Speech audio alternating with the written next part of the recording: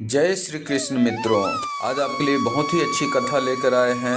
आज जन्माष्टमी की कथा हम लेकर आए हैं। भगवान कृष्ण की आप सभी के ऊपर कृपा बनी रहे, भगवान आप पे सदा कृपा बरसाते रहें। हमारे चैनल को जरूर सब्सक्राइब करें, आप सबकी मनोकामना भगवान पूर्ण करें। भाद्रपद कृष्ण अष्टमी को श्री कृष्ण जन्माष्टमी कहते हैं, क्योंकि यह दिन भगवान श्री कृष्ण का जन्म दिवस माना जाता है।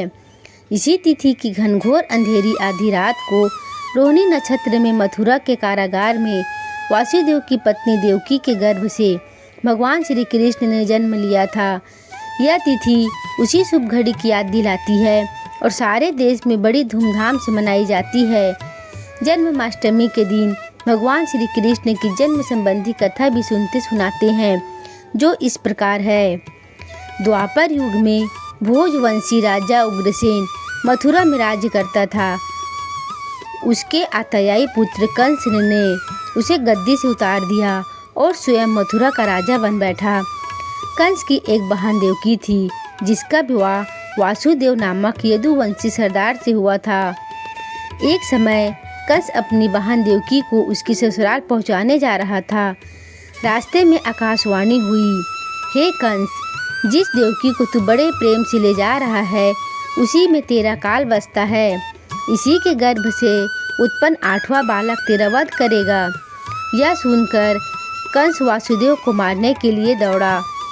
तब देवकी ने उनसे विनयपूर्वक कहा, मेरे गर्भ से जो संतान होगी उसे मैं तुम्हारे सामने ला दूंगी। बहनों को मारने से क्या लाभ है। कंस ने देवकी की बात मान ली और मथुरा वापस चला आया। उसने वासुदेव और देवकी को कारागृह में डाल दिया। वासुदेव देवकी के एक एक करके 7 बच्चे हुए और सातों को जन्म लेते ही कंस ने मार डाला।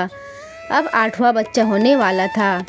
कारागार में उन पर बड़े पहरे बैठा दिए गए। उसी समय नंद की पत्नी यशोदा को भी बच्चा होने वाला था। उन्होंने वासुदेव देवकी के दुखी जीवन को देख 8वें बच्चे की रक्षा का उपाय रचा। जिस समय वासुदेव देवकी को पुत्र पैदा हुआ, उसी समय संयोग से यशोदा के गर्भ से एक कन्या का जन्म हुआ, जो और कोई नहीं सिर्फ माया थी। जिस कोठरी में देवकी वासुदेव कैद थे, उसमें अचानक प्रकाश हुआ और उनके सामने शंख, चक्र, गदा, पद्म धारण किए चतुर्भुज पर भगवान प्रकट हुए। दोनों भगवान के चरणों में गिर पड़े। तब भगवान ने उनसे कहा, अब मैं पुनः नवजात शिशु का रूप धारण कर लेता हूँ। तुम मुझे इसी समय अपने मित्र नंद जी के यहाँ घर वृंदावन भेजाओ और उनके यहाँ जो कन्या जन्मी है उसे लाकर कंस के हवाले कर दो। इस समय वातावरण अनुकूल नहीं है, फिर भी तुम चिंता ना करो। जागते हुए पहरेदार सो जाएंगे, कारागृह के फाटक अपने आप खुल जाएंगे और उफनती अथाह यमुना तुमको पार जाने का मार्ग दे देगी।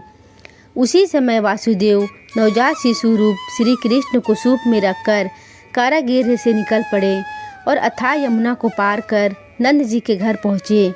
वहाँ उन्होंने नवजात शिशु को यशोदा के साथ सुला दिया और कन्या को लेकर मथुरा आ गए। कारागृह के फाटक पूर्वतः बंद हो गए।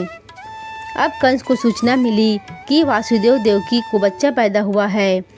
उसने बंदी गृह में जाकर देवकी के हाथ से नवजात कन्या को छीनकर पृथ्वी पर पटक देना चाहा, परंतु वह कन्या आकाश में उड़ गई और वहां से कहा, अरे मूर्ख, मुझे मारने से क्या होगा। तुझे मारने वाला तो वृंदावन में जा पहुंचा है। वह जल्द ही तुझे तेरे पापों का दंड देगा। यह है कृष्ण जन्म की कथा।